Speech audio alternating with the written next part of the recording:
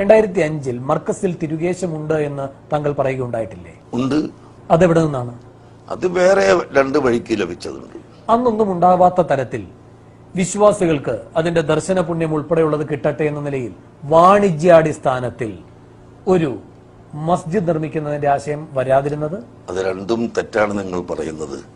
അതിന്റെ മുമ്പ് ജനങ്ങൾക്ക് ഇല്ല എന്ന് പറയുന്നത് ശരിയല്ല. മുമ്പും ഞങ്ങൾ അത് ഇവിടെ പ്രദർശിപ്പിച്ചിട്ടുണ്ട്, ആളുകളെ കാണിച്ചിട്ടുണ്ട്, ആളുകൾ വെള്ളം കുടിച്ചിട്ടും ഉണ്ട്. അതെവിടെ നിന്ന് വന്നതാണ്? അത് വന്നത് മദീനയിൽ നിന്ന് വന്നത്. മദീനയിൽ നിന്നാണല്ലോ എല്ലാം വരുന്നത്.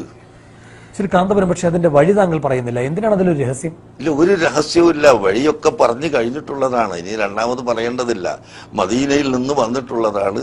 അതിൽ 2 പരമ്പരയുണ്ട്. അത് ഒന്ന് ബർക്കാത്തി സാദാത്തുക്കളുടെ പരമ്പരയാണ്, ഒന്ന് ബോംബെയിലുള്ള മറ്റൊരാളിൽ നിന്നിട്ട് ലഭിച്ചതാണ്. അന്നൊന്നും ഇതൊരു വലിയ ആരാധനാ കേന്ദ്രമാക്കുക, അവിടെ പ്രദർശിപ്പിക്കുക എന്ന ആശയം വരാതിരുന്നു. ആരാധകരാക്കുന്ന പ്രശ്നം ഇനി ഇപ്പോഴും ഇല്ല.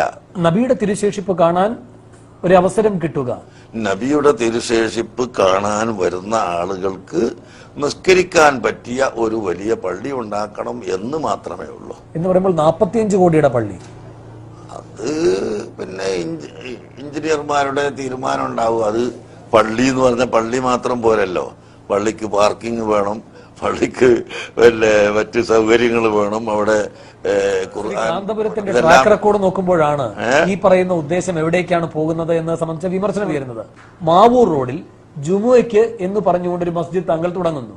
അതെത്ര വിപുലാകാരിയായി!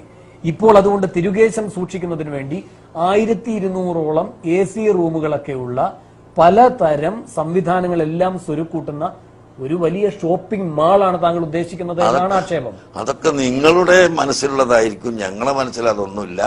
ഞങ്ങൾ അങ്ങനെ ഉദ്ദേശിച്ചിട്ടും ഇല്ല. 1200 AC റൂം ഉണ്ടാകുമോ അവിടെ? ഒരു AC ഉണ്ടാവും തീരുമാനിച്ചിട്ടില്ല.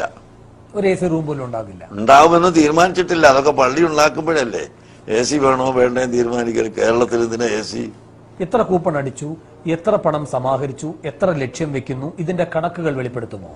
നിങ്ങളോട് വെളിപ്പെടുത്തുകയില്ല. ഇഹ്ദിനസ് സിറാത്തൽ മുസ്തഖീം സിറാത്തൽ ലദീന അൻഅംത അലൈഹിം ഗൈറിൽ മഗ്ദൂബി അലൈഹിം വലദ്ദാലിൻ.